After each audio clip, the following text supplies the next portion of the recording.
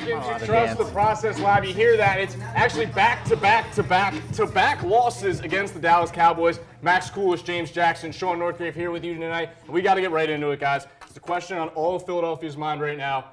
Is Carson Wentz an overrated quarterback? Oh, that's not the first question on my mind. You want to take this one? What was the first question on your mind? What is the coaching staff doing? But we'll get to that, I'm sure. So. I'm sure. Is Carson Wentz overrated? Are we doing the overrated by local presence or overrated nationally thing? Give me a little bit of both. Because he's definitely overrated locally. We've been over this, right? Like, I probably overrate him a little bit too. He didn't play a perfect game last night. He didn't play his best game last night. I still don't think he's even in the top 5 things that went wrong in last night's game. Probably his worst game of the season. Everybody's worst game of the season. Exactly, everybody's worst game of the season, him included. And it's hard for me to call him overrated when everything else around him seems to be failing. But on the other hand, we hear it and see it all the time with all the great timeless quarterbacks. They make everyone around them on their offense better regardless of how they do it. Even Aaron Rodgers had a couple years where it was just like, oh, he's still good, but like the Packers are 7-9 or 8-8 and they're missing the playoffs for losing in the wild card. But you think about it, those teams probably would have had 5 or 6 wins if it wasn't for having one of the best quarterbacks of all time. And I think Carson Wentz is a great player, but I don't know if he's at the point where he's making everyone around him better at all times in every single game. And I think that is the next step that he needs to make. And I think people like to think of him in that sense, but I don't know how much blame you can put on every other player when your quarterback is not making them better. Okay, and I hate that you guys make me do this. I find myself defending Carson Wentz way more than I should, but you make the point that the Packers in those games would have had maybe 5 or 6 wins if it wasn't for Aaron Rodgers. Let me ask you this question, Max. Where the hell would the Eagles be at all if it wasn't for at least some of the plays that Carson Wentz is able to make? There are still people to this day, and maybe even some in the locker room. You're going to say it. Go ahead. I am going to say it. Some people in that locker room, whether you want to believe it or not, you can't believe that nobody in that locker room is not a Nick Foles supporter of Carson Wentz. You just can't. Now he won a Super Bowl, but I think that's also a little bit of hindsight. I think that's it definitely is. Hindsight's always 20/20. If Carson Wentz would have come back healthy at any point during that playoff run, you want to tell me that Carson Wentz wouldn't have won in there, even if it was for the Super Bowl, Carson Wentz wouldn't have won in there and played? I mean, we'll never know. I personally think he absolutely would have. I think the Eagles had that like team of destiny feel in that year where it's just they were beating everyone in front of them and it didn't matter who it was and how close those games were. I won't say Carson Wentz is underrated, but I think he's some of the blame is being put on him when it really doesn't. It shouldn't be. He's doing as much as he can out there, and from a fourth-year quarterback who's really only playing in his 3rd year because of injury, there's only so much you can do, and you need to rely on veterans that you have all around you. He's surrounded by veterans. He is the youngest leader on that team. And if he's the youngest leader on that team, there's only so much you can do when you have to look at other veterans to step up and help you and make plays. And he's not getting that from other sorts of ways. And we made the point a couple weeks ago that the Eagles are asking Carson Wentz to do a little bit less from the quarterback position. Don't try to win every game on your own. Don't try to go and extend every single play. Not every single play needs to be a home run. Not every single play needs to be up to you.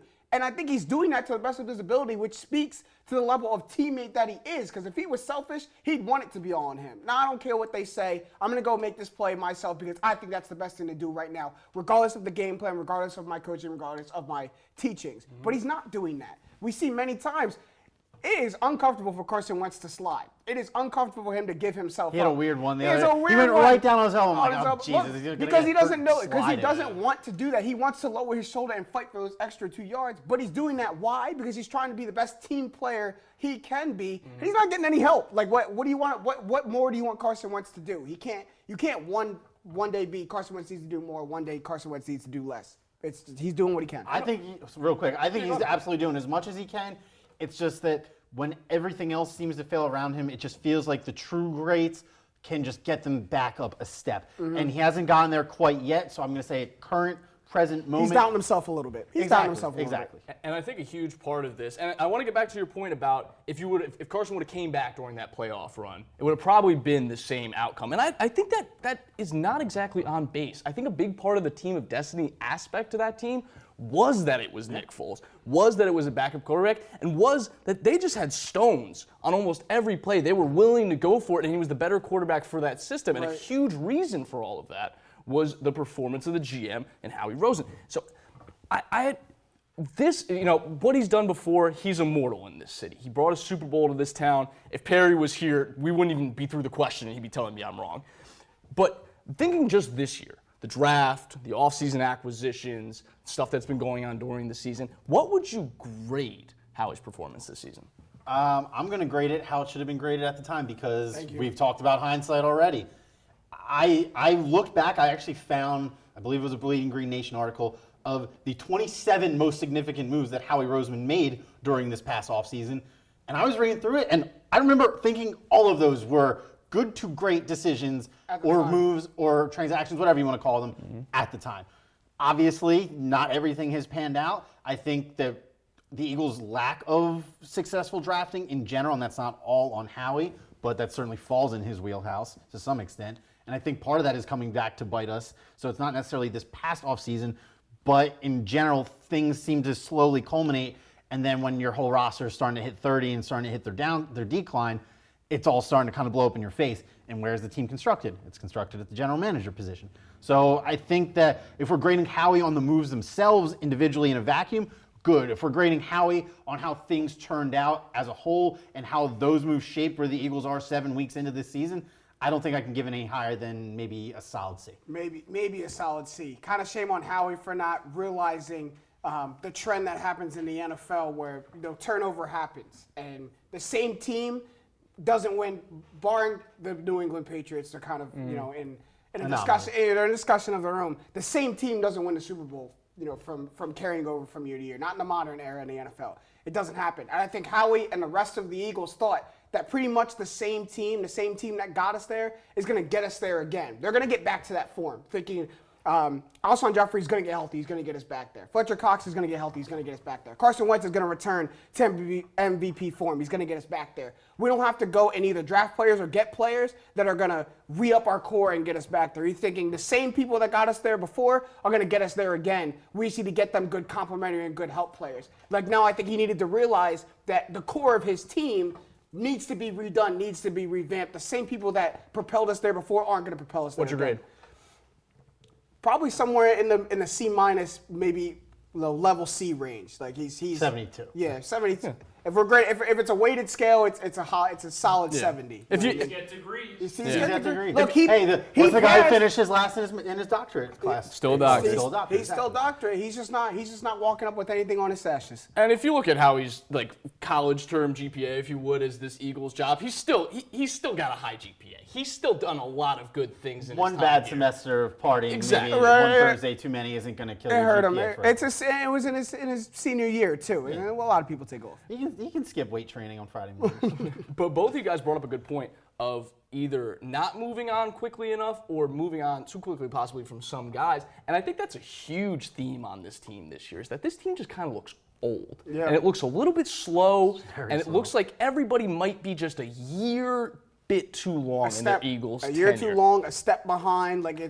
And I think there's nobody that indemnifies that more than Alshon Jeffrey. Alshon Jeffrey doesn't even seem like he can play wide receiver right now. He seems very stiff in his moments. Mm-hmm. And he was thrown under the bus this week.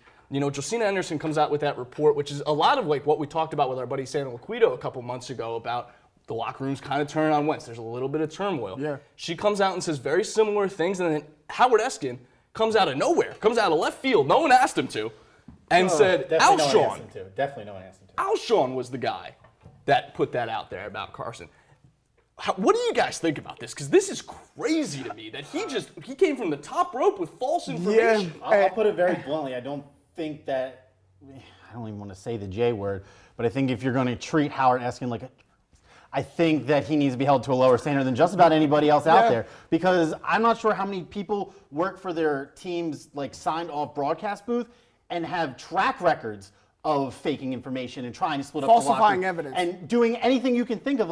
I really, really, truly, truly hate that Howard Eskin is the face of Philadelphia media. He really is.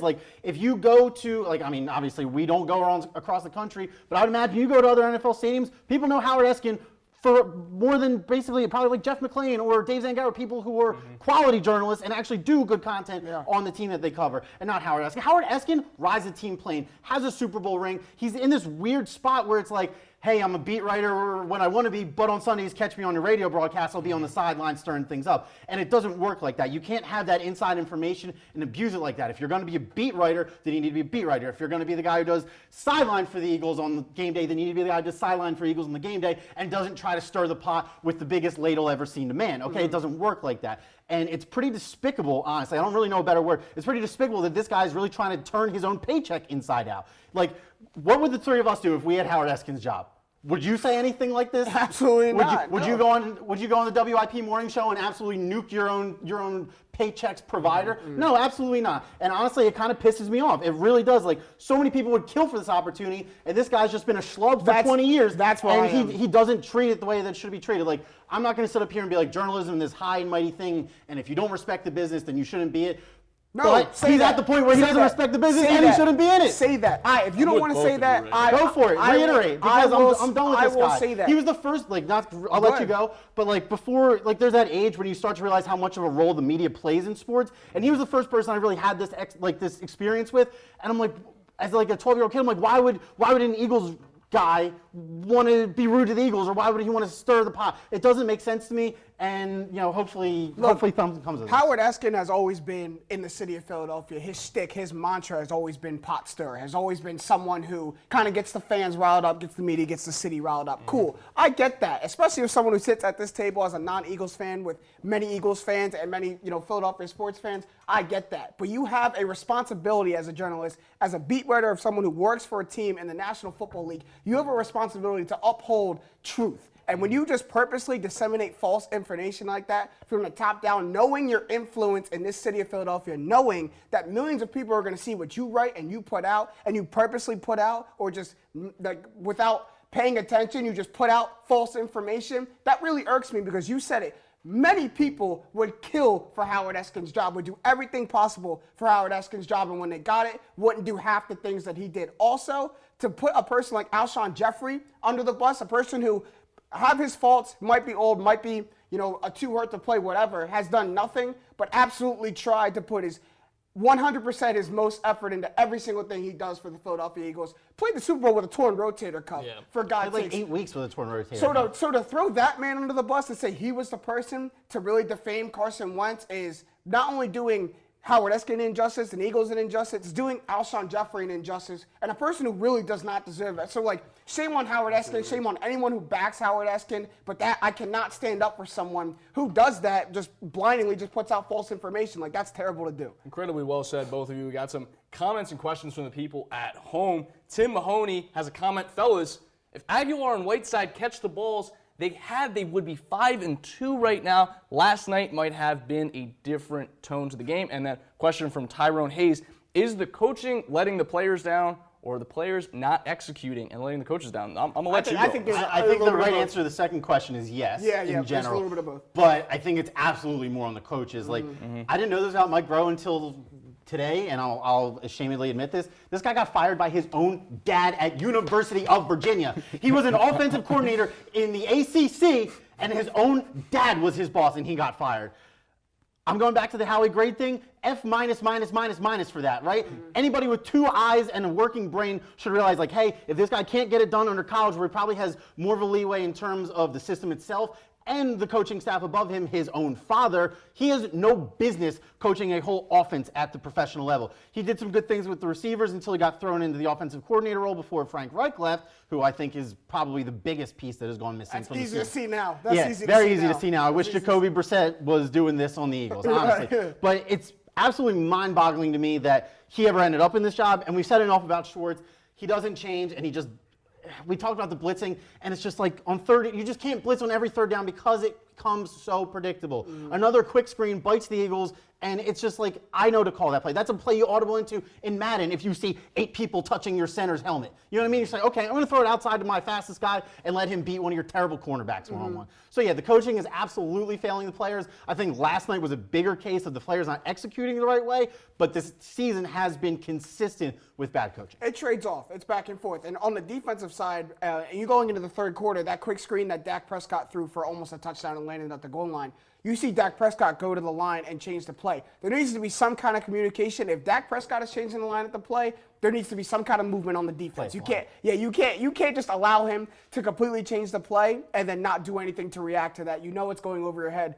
You can't hope that he's audibling into your defense. Yeah, no, it's just not. That's not how it works. That's not how it works. He's audibling out of it. Wherever you think Dak Prescott is mentally as a quarterback, he's probably audibling out of whatever defensive coverage you have. And I think you hit it on the nose. Is last night was, I think, more of the players not executing than it was, the coaches calling the wrong plays. But make no mistake about it, the coaches, I don't think, have adjusted well to the personnel that the Eagles have had this season at all. Even from moving from year to year, the offense looks pretty much exactly the same, but it's not working. And last night, you threw a deep ball to Nelson Aguilar. Granted, Nelson Aguilar was here and should have caught the ball. But does Nelson Aguilar run that route? Should Nelson Aguilar run that route? Should be running that deep of route when you haven't had success on the offensive end? He has to right now because there's nobody else. Because the 32-year-old speed guy that we signed has had a torn abdominal for 6 weeks at this point. And in a perfect world, that ball goes to Deshaun Jackson. We don't live in a perfect world. In a perfect world. You don't have Deshaun Jackson.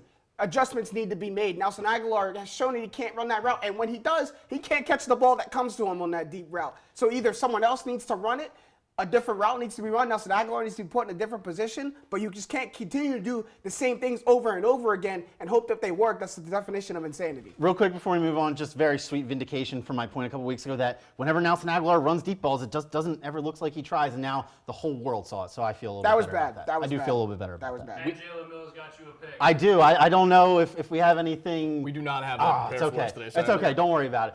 Real quick, just a quick did flex. call it. I did interview Jalen Mills at B3 and beyond, and he did guarantee me on camera an interception in that game. He also guaranteed a win. So 1 for 2 isn't bad. 50% gets you in the Baseball Hall of Fame first ballot. But I'll take it. More than 2 at bats, but yeah, exactly. That's fine. Yeah.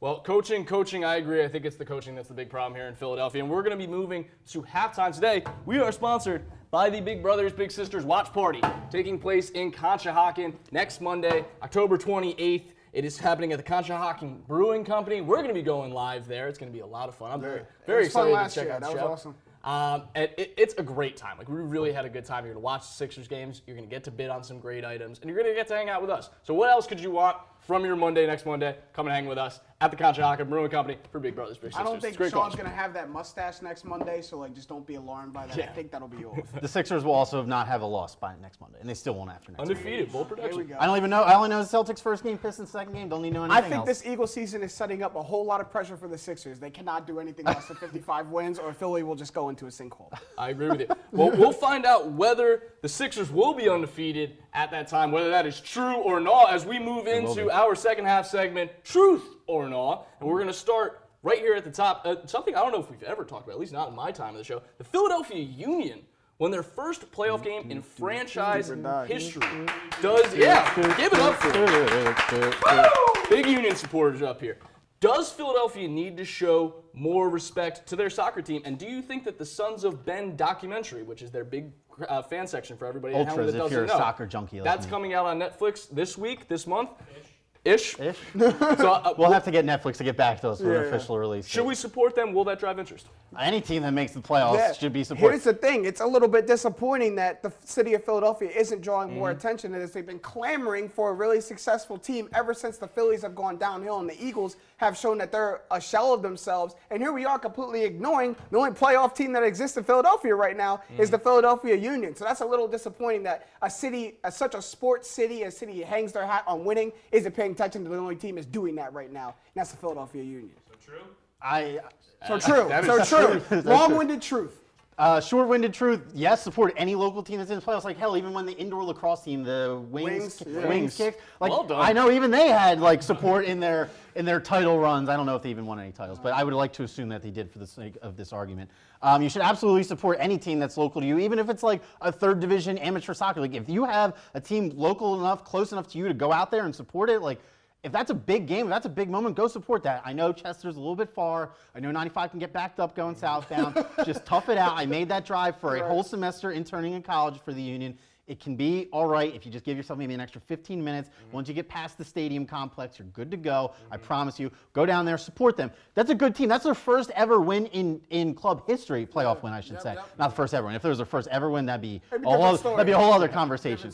But first ever playoff win in club history. Absolutely. I don't know how many rounds the MLS Cup runs, but make sure you're there for the next game in Philly. Also, the Philadelphia Soul went to the Arena Bowl championship. Lost, but they went to the championship. We got a couple wins. Yeah, give them a sign as well. That is true. The Sons of Ben, the fan section they have there, is absolutely incredible. I would recommend Those people checking go out hard. that Those people doc go on Netflix. hard. They really do. I went to a Red Bulls game not too long ago. Quick little story. Red Bulls were up 2-0. So Union came storming back. It was so quiet when the Red Bulls were up 2-0. But once the Union scored, that stadium rose, and it was really something. You should go check it out. It's also a really cool stadium. It's a nice stadium. It's a really nice stadium. Soccer energy is different. I went to, sorry to piggyback on that, I went to an Italian soccer game in Europe when visiting. Insanely different energy. Can't compare it to anything in the States. And speaking of different energy, I mean, the next guy we're going to talk about has a wildly different energy for the sport he plays. But it's a little bit rocky here at the beginning. Zion Williamson, he had knee injuries throughout college a little bit. He started this season with a surgery, arthroscopic knee surgery, out 6 to 8 weeks. And truth or no, does the start of Zion's career remind you at all of Greg Oden? And let me just before we get in here. No, don't let him go. Yeah, you know what? Go ahead. I'll wrap this up. Relax.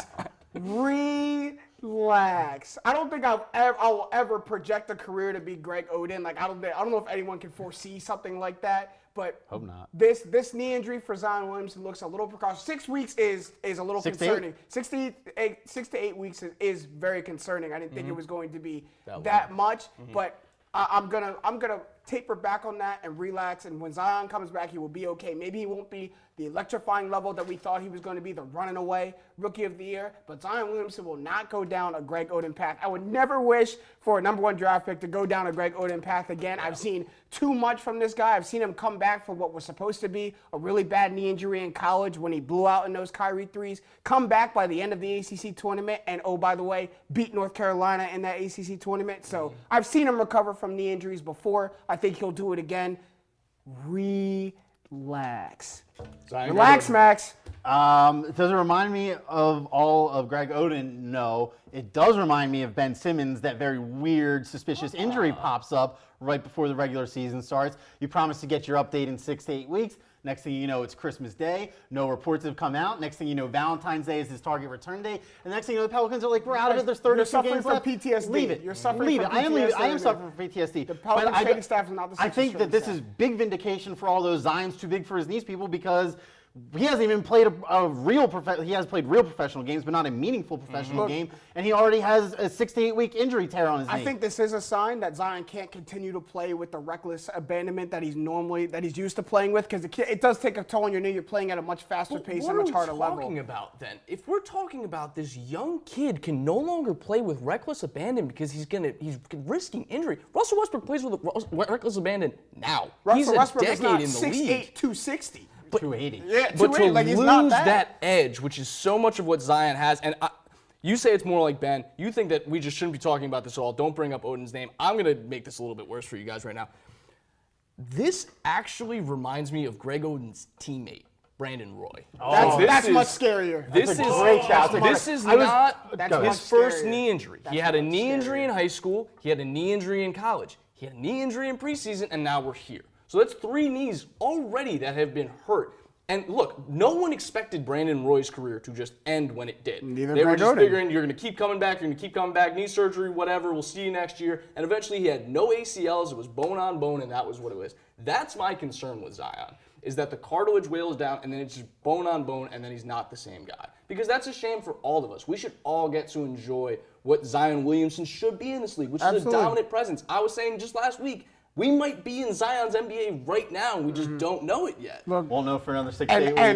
And hopefully, taking that down a notch allows us to enjoy what Zion Williamson is and can be. I'm not saying he can't play with an edge. I'm not saying he can't play tenaciously. I'm saying he can't play recklessly, and there's a difference. You got to know your body's limits. Absolutely. And so many people expected Zion to be the rookie of the year. I think he was absolutely the shoe-in coming in. But now with the injury, might move him out of the race. Could other people start to develop? Like our next question, truth or no, Matisse Thybulle is a dark horse for Rookie of the Year. Let's go! Let's go! Somebody call Perry. Yes. Matisse Thybulle, like I'm gonna throw it out there. Why not? Like, why not? Why Right? not? All this guy has to do you is don't win just Rookie of the Year on why not? That's not all you need.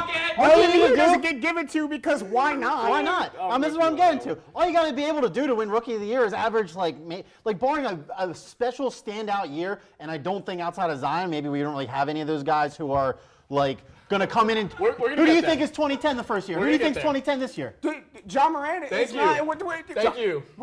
Do you think John Morant's going to average 20 points and 10 assists I this year? think John Morant's going to give me more reasons than why not to win Rookie of the Year. This is dark horse. I'm not saying he's going to win, but I'm saying if you're looking down the maybe 4th, 5th, 6th guy on the list, John Morant's a heavy favorite at this point. Of course, he's the most likely to win Rookie of the Year. Why do we keep doing dark horse questions? I'm done with dark horse questions. For the millionth time, dark horse is people that you don't expect to win, but actually have a legitimate chance. If Matisse Thybulle can shoot sniffing 40% from 3, over 10 points a game, keeps doing all the stuff that he does defensively that Sixers Twitter is plastering me with video clips of. If any of that can make its way to a national stage, then he has a chance. That is all we're talking about here. We have found the reason. That's why all you we're think talking this about here. Is Sixers Twitter. I'll give you found plus the reason. 50,000 on Thybulle, and I'll take minus 50,000 on John Morant. He's not going to win, but is he a dark horse? Yes. I think we have better dark horses than Matisse Thybulle to win Rookie of the Year. I didn't say he's the best dark horse. I'm done with dark horse questions. I'm done with dark horse I think questions. the better question is, who is your dark horse then? My dark horse is Tyler Hero. Oh, he's not a dark horse. See, I'm doing this. How is Tyler Hero not a dark Everybody horse? is all over him. He is,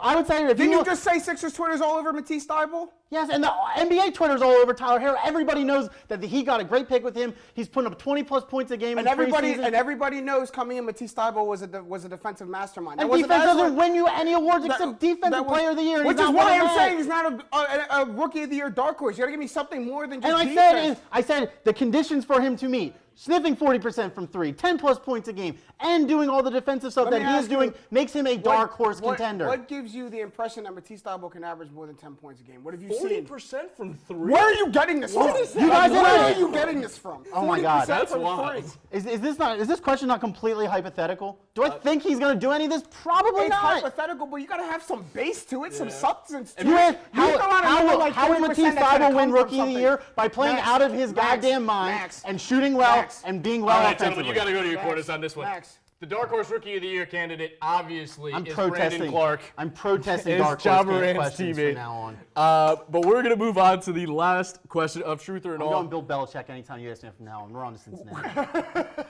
We've been all over the sports map here, and we're finishing with baseball. It was an incredibly disappointing end to the Philadelphia Phillies season this year, and they're looking for new management. Yeah. So truth or not, can Joe Girardi take the Phillies to the next level? Hell yeah. Hell yeah, he can. I don't know about that. What? Are you serious? You can get back around to me, but I don't know. Really? Now we're on the same side of the table. Interesting. Max. Yeah, let's gang up on him. Like what? All right, these young guys have had someone, for Doug Peterson quotes, been loving up on him the last 2 years.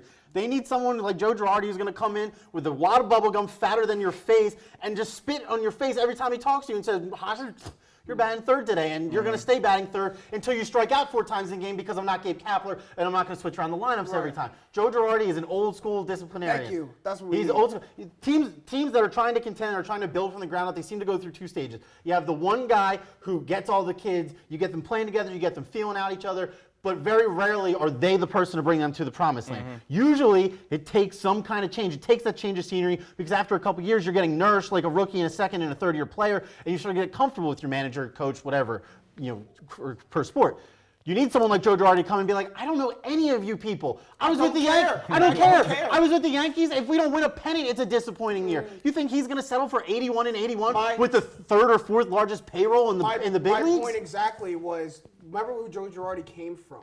The same team who ousted the Phillies in that World Series with those are fresh wounds. With an abundant. I'm coming back. 09 is not fresh. That's a decade ago. 15-year sports. It's not. Look, we got to get over That it. was a rough year for me, okay? Many things have happened since As a 09. Buccaneers fan, I'm just getting over Rondé Barber. That's how long it takes, dude. That's how long it takes. I'm just getting over that. That's a crazy wound. I'm sorry. I guess I'm not sorry. That's a crazy but that's a crazy wound. But Joe Girardi is used to not only managing a team with high expectations, but a team with high personality and high talent all over the place, and learning in the best scenario where to put players to make them not only better for themselves, but better for the entire team as a whole. And he has no problem with doing that. I don't care if your name is Bryce Harper. I don't care if your name is Michael Franco. You're going to get put in a spot that I believe is best for the team without overanalyzing the game, without overcomplicating the game. And that's another great point, because you know if one of those analytics people comes up to Joe Girardi and they say, I'm going to just be a little stereotypical here and put on my nerd glasses. Be like, There hey, you go.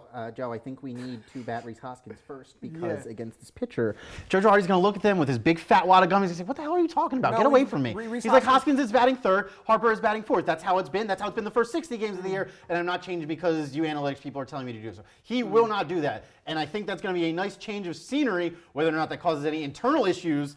Different story. We'll Whatever. get there when we get there. And you know- but I think his presence and his figure and his authoritarian stature is what the Phillies need. And what that also does is it doesn't allow analytics to overtake the game. It leaves room for common sense and baseball knowledge to take over. If it's middle seventh and you need to make a defensive switch and you know in your gut this is the move that needs to be made because this will win us the baseball game, I don't care what the analytics say. The analytics might say no, leave that person out there, leave this person on the bench. But if Joe Girardi in his gut knows this switch is going to win us this baseball game, I don't care what any stat says, I don't care what any number says, he's going to the game and he is coming out because he's going to win us the game.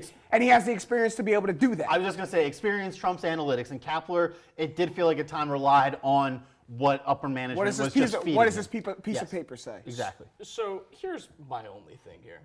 You guys. Who asked you? Way to take us way down. Way to take us way down. Heard that this was the worst decade in Yankees history, basically since 1910. Oh, Right? boo-hoo. They didn't make one World Series in a 10-year stretch. They just Let won me- 100 let me- games. Let They just me won a- round to my point, gentlemen. Okay. Who was the manager for most of that time for the Yankees?